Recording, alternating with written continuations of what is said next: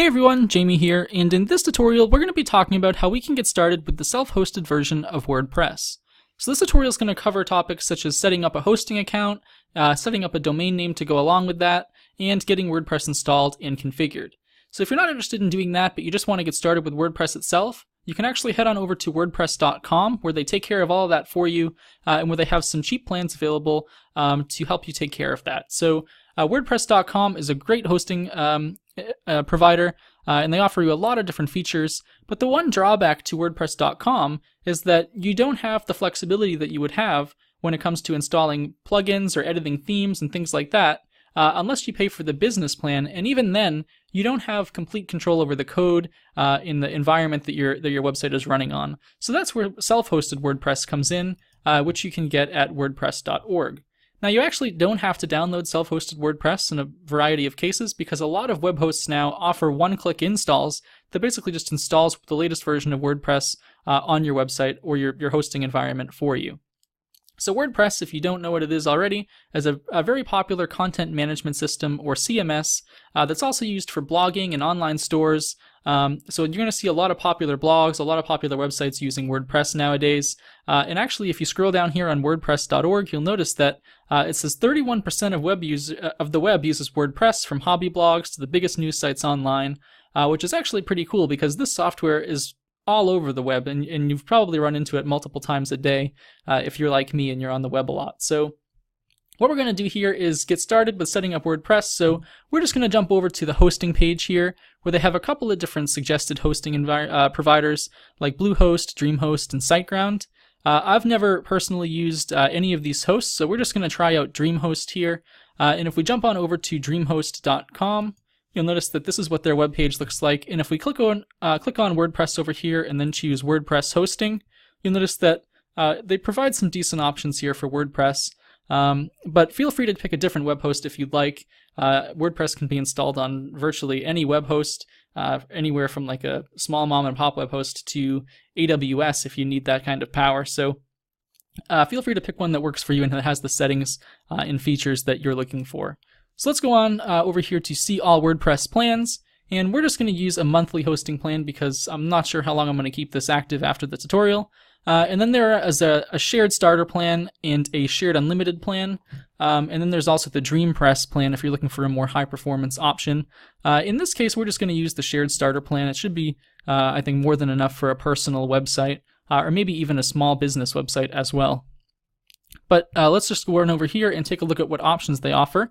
So we have a shared hosting server, which means that other websites are going to be on the same server as ours, and that's okay. We're not running a big powerhouse website here. We're going to get one WordPress install. We're going to be able to have unlimited traffic. We're going to have SSD storage, and we're also going to have, which is pretty cool, the option to have a one-click SSL certificate. In many websites nowadays, as you notice, DreamHost.com, are running SSL certificates because a lot of browsers will mark your website as insecure if you don't have it. Then we're also going to have a couple of options for like email upgrades and things like that. So let's click on the Sign Up Now button and get started with creating an account. Alright, so I'm just going to go ahead and pause the recording here and enter in my desired email and password, so I'll pick back up after that. Alright, so the next thing we're going to be doing here is choosing a domain name for our website.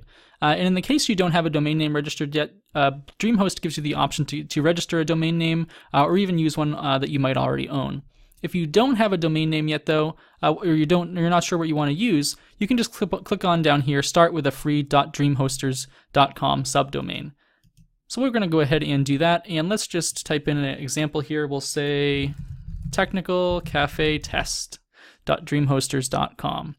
So we'll see if that's available, and looks like it is. So we're going to choose our hosting option here, and in my case I'm just going to do monthly. So we'll go and click on that and click continue. And then we're going to have the option to add a couple of other options here. So I don't want to add Dream Shield malware remover, so I'll uncheck that. But what I do want here is to install WordPress.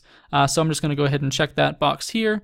It then gives you the option to migrate your previous WordPress website over to DreamHost if you're interested in doing that. We're just going to start out fresh, so I'm just going to ignore that. And we're going to go ahead and click continue. So this is where the fun part is. We're just going to have to pay, so I'm just going to go ahead and pause this again and enter in my information. Alright, so I've entered in my credit card information, and now it's time to place the order, but one thing I'm going to do first is uncheck this sign up for news, offers, and things like that. I'm not really interested in receiving the newsletter, and then we'll go ahead and place the order.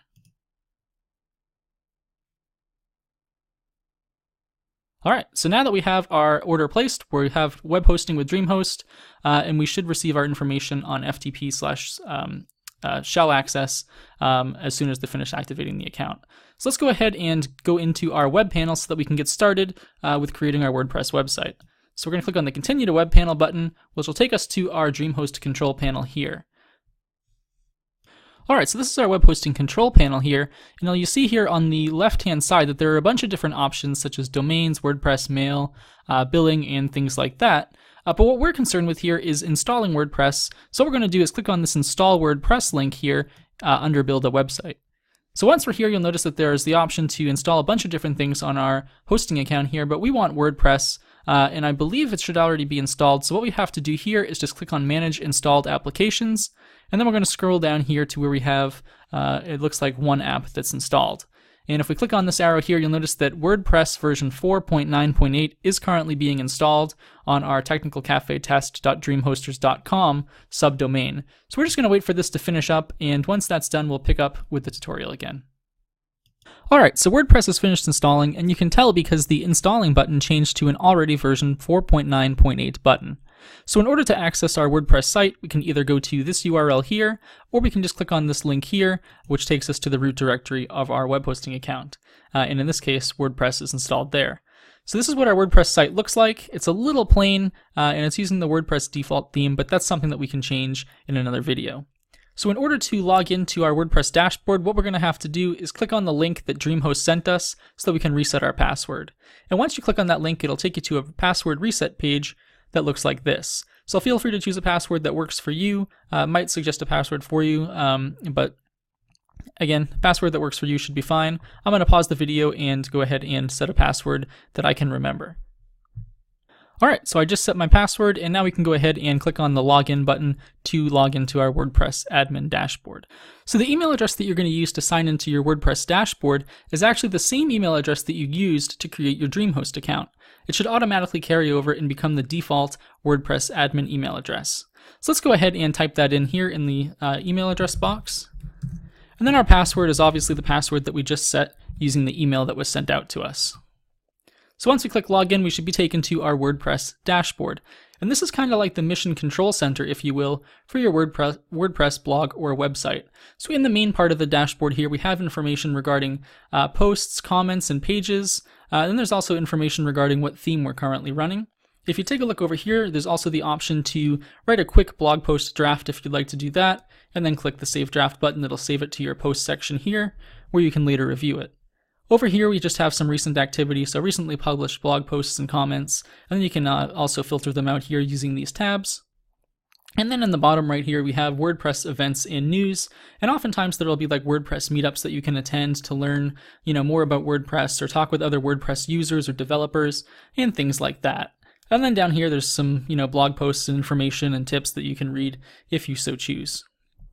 So over here on the left is going to be where we have all of our blog's options and settings. It's also going to be where you're going to be able to access the areas to write blog posts, edit pages, view comments, things like that. So let's just quickly go through them and see what each one of them does. So obviously we're on the dashboard here. The posts button is where you're going to be able to write, edit, and view blog posts. The media button here is where you're going to be able to upload photos, videos, files, and things like that to your blog. You're going to be able to view them there and decide if you want to add and remove more from there as well.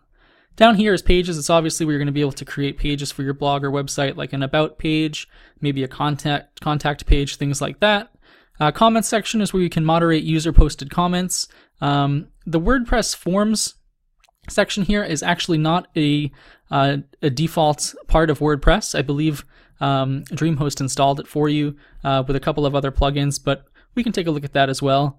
And then in the appearance section here is where you're going to be able to view and edit your theme, customize your theme in the blog's look. You can move around widgets and things like that. And then the plugins section here is where we can go ahead and install new plugins. Maybe you found something that adds a nice feature to your blog that you've been looking for, or maybe you want to just remove a plugin like this WP Forms plugin, and go ahead and do that there as well. And then if you want to add new users to your blog, maybe editors or writers or something like that, you can do that. You can change their permissions and all types of things involving users over here. And then maybe you want to import a blog from a previous web host, or you want to export your WordPress blog or website because you want to take it to a different host. You can go ahead and do that here as well in the tools section. And then there's also some more settings regarding things like, general settings, reading, and some plugins as well might appear down here, like this WordPress Super Cache plugin settings. So this is the WordPress dashboard at a glance. Feel free to let me know if you have any questions or comments or suggestions down in the comments section below. I appreciate you watching, and tune in to the next video to learn a little bit more about WordPress.